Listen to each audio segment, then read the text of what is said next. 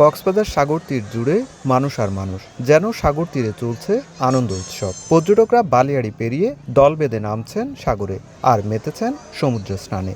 একই সঙ্গে গান বাজিয়ে করছেন নাচও।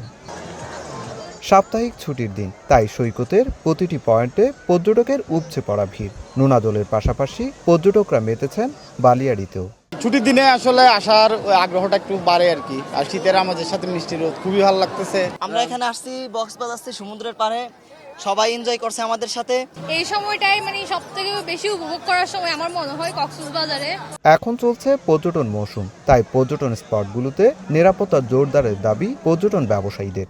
পৌরসভার লাইট অনেকগুলো লাইট জ্বলে না জ্বলার কারণে এখানে ওই দুর্ঘটনাটা বেশি হচ্ছে। আমরা প্রশাসনের কাছে একটাই দাবি, টুরিস্টরা যেন ভালো নিরাপত্তা পায়।